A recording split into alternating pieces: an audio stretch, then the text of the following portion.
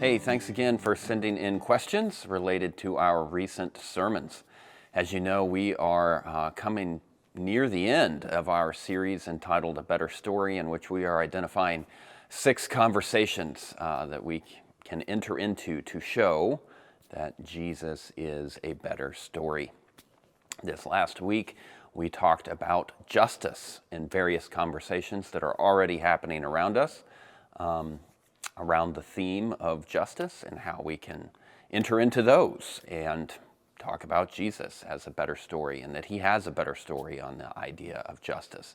So the question comes in this week asking, how should churches be involved in the work of justice? How should churches do justice? Which is a great question. First, I'd encourage everyone to go back and listen to a sermon Steve preached July 11th entitled Calling for Justice in an Unjust World. So you can look that up on our website, go back, listen to that again. But one of the things that Steve talked about in his sermon, which is very helpful, is 3 different levels of work. And one is relief. The next is development, and then the top level is really like policy making or changing of entire systems or structures. So you can think about that as, relief is give a man a fish, and then he's not hungry today. Development is like teach a man to fish, so that he knows how to get food himself. And then the third level, policy making or changing of systems and structures, is really making a system of the world that would eliminate, the problem in the first place, so that nobody's hungry even to begin with. So giving a fish or teaching a fish is now just unnecessary. And so which one of those should the church be involved in? And say the higher level of you go, the more of a challenge it is to be involved, the more effort needed to make a change, and really the more complicated it becomes. And so churches, I think, should definitely be involved in relief work, providing for immediate needs of people who are hurting. We can do that. We do that through our benevolence fund. We're glad to do that. Like in James, it talks about if you see someone in need and you just say, be well, I'll pray for you, God bless you, see ya, that's not exercising our faith. And so we absolutely need to be involved in relief work.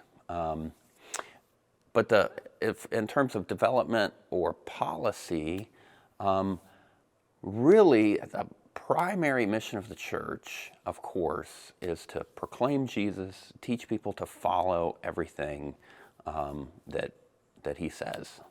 And so the more that we're using our resources to do something other than that, which is really good, development or policy making, those are really important things, but it is kind of a distraction from primary mission of proclaiming Jesus, teaching everybody to follow everything that he does. Development work normally happens on what you would consider like nonprofits, right? This is to teach a man to fish.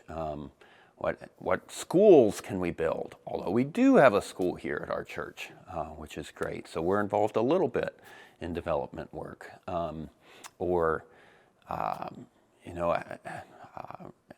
Intermediate housing for people coming off the street. Like, should we build houses? That's a kind of development work. Although we are involved in that somewhat with our Grace Village project, right?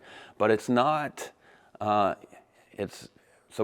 are involved in that a little bit, but that's not the main thing that we do. Our main mission is to proclaim Jesus, teach people to follow everything that he's commanded. And then policy work. You think about the huge issues of, you could say, justice in our society, because remember we talked about in our sermon that justice is setting right whatever has gone wrong. whatever isn't shalom, we need to keep working at until it becomes shalom, right? And there's all kind of huge issues in our world. You could say poverty, right? Or you could say refugees right now. Like, what should the policy be on poverty? That is a massive effort. That's very complicated, right? Like, what policies would actually lead to less poverty? People debate about that. It's very complicated to figure out. There's all kind of evidence showing what policies have actually, created more poverty. And so we're like, throwing our efforts into trying to figure that out is just not what the church does. The church proclaims Jesus, teaches people to follow after him. And putting our efforts into policy work, I think, would really distract from what our primary mission is. But if you are an individual Christian, it's different than corporate church. You should, to whatever extent you can, be involved in all three. Somebody asks you for assistance, help them.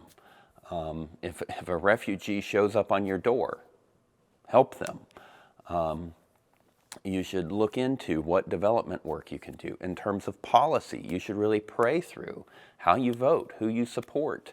You should do all of those things. If you're in a policy-making decision, in a position, if you're superintendent of a school and of a whole school system, and you can really affect some change in what happens, right?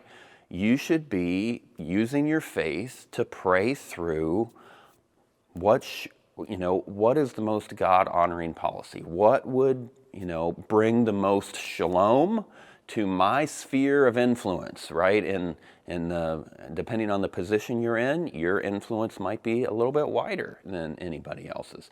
And so, absolutely, as individual Christians, we should be as involved as we can be in all of those areas. But as the corporate church, the wider the influence is, the more complicated it is to be involved in those spaces, the more resources it takes to be involved in those places, right? And if we're spending all of our resources trying to figure out what to do with refugees, then we're not spending our resources doing what should be primary for us, which is proclaiming Jesus and teaching people to follow everything that he commands. But if we're teaching people to follow everything he commands, then individual Christians then would be out in all of these spaces doing all this work that we've been talking about. So I hope that's helpful. There's a distinction between relief, development, and policy, and then I think there's a distinction between both corporate church and individual Christians. And so as you continue to process that, if you want to send in questions as a follow-up to the response to this question, feel free to do that. We're always willing to continue this conversation and love being able to do so. So thanks for sending that one in, and we will see you next time.